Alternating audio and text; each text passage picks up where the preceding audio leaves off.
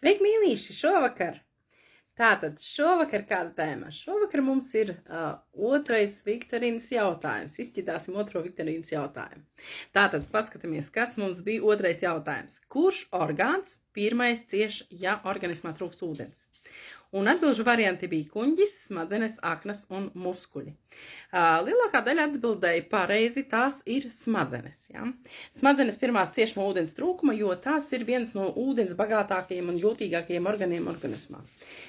Un tā arī ir faktiski, jo smadzenes, pašas kā tādas smadzenes orgāns sastāv no 75–80% ūdens. Ja?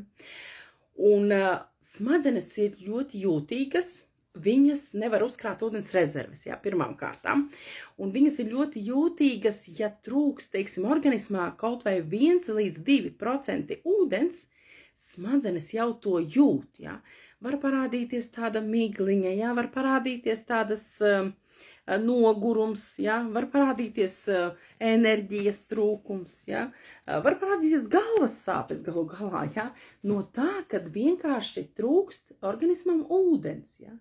Piemēram, cilvēks, kas strādā ofisā, ja, viņš aizmirst padzerties ūdeni, ja, un strādā, un tad viņam parādās jau tāda apātija, jau negribās nekā darīt, koncentrēšanās spējas pazūd, ja, un galva var sākt sāpēt, ja, un tāds nogurums beigais, enerģijas trūkums parādās, ja, un cilvēkam reizēm nav obligāti jāķerās pie kaut kādas tabletes, ja galva sāk sāpēt. Ja?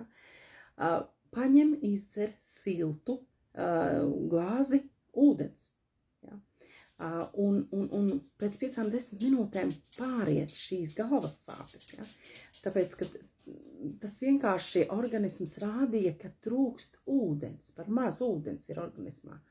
Un tad, kad izdzer siltu, kāpēc siltu? Tāpēc, ka siltu organisms ātrāk uzņem, ja, uzsūc. Lūk, un kas vēl? Vēl, ja trūkst ūdens, ja, protams, palēninās asinsrites, biezākas asinis paliek, palēninās asinsrite, un līdz ar to netiek piegādāts smadzenēm pietiekoši daudz skābekļa, pietiekoši daudz barības vielu smadzenēm nepiegādājas, ja.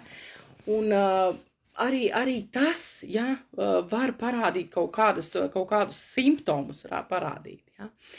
Protams, ja ir kaut kādas citas iemesls galvas sāpēm, protams, tad ar ūdens glāzi vien nepietiks, ja. Bet taču tad ir jāmeklē cēlonis, nevis vienkārši jāiedzer tabletīte, ja. Jo šādi vienkārši sāp galva iedzerot savrecāpju tabletīti var vienkārši šis novest. Kaut kāpēc jau tas organisms dod signālu, ka sāp galva, ja? Jo, ja tam nepievērš cilvēks uzmanību, tad tas var agri vai vēl novest pie kaut kā ļaunāka, ja? Tāpēc ir vajadzīgs tomēr domāt, kāpēc tā galva sāp. Lūk, un smadzenēs līdz ar to arī nervu impulsi kļūst lēnāki, ja? Cilvēks vairs nevar tā sāk koncentrēties, ja? Un patiesībā jau organisms ir ļoti gudrs, ja? Un organisms viņš rāda priekšā cilvēkam, ja, ka viņam trūkstā ūdens, ja, parādās slāpes, vienkārši slāpes parādās cilvēkam. Un patiesībā, ja cilvēkam parādās slāpes, tad jau ir gandrīz drusku pa vēlu dzert ūdeni, vajadzēja jau pirms tam.